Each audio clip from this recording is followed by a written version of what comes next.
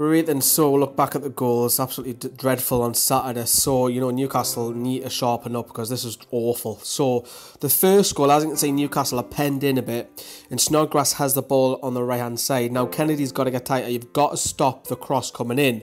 That's the worst-case scenario because when the ball comes in, it's Federico Fernandez who's at fault. I'm highlighting him here.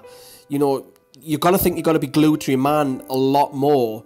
And when the cross comes in, Fernandez is just asleep.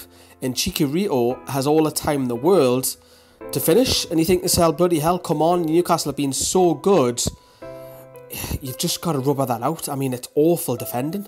So if we take a look at the second goal, and again, Newcastle really need to sharpen up here. So Declan Rice hooks the ball on. And then Anatovic is just standing there like it doesn't exist. He might as well get a Tipex and rub him out. And there's no challenge at all. He flicks it on. Fernandez is asleep again. Chicharito is behind him. He runs in on goal. He calculates his run spot on. He's ruled onside. He's 1-on-1.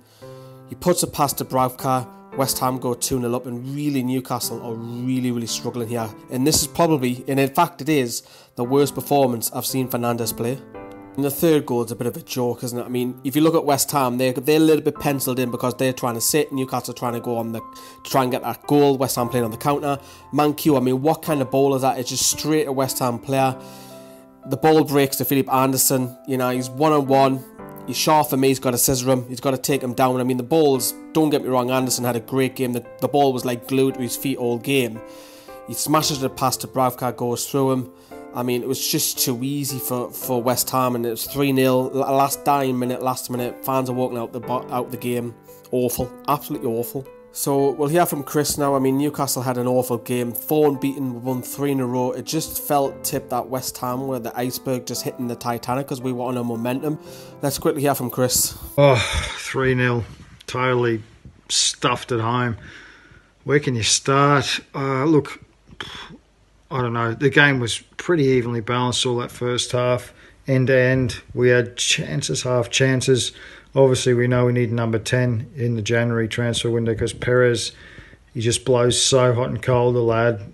He had chances. He could have had a couple of goals himself. So, yeah, I put a bit of blame on him. He needed to take those half chances in the first half. That goal switched off, no communication.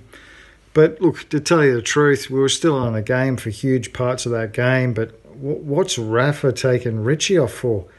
At 54 minutes to bring Atsu on, he is dog shit. He's given us nothing. He's got no work ethic. He can't beat a man. And you take Richie off. Richie putting all those good balls in, working hard, and then he takes Kennedy off.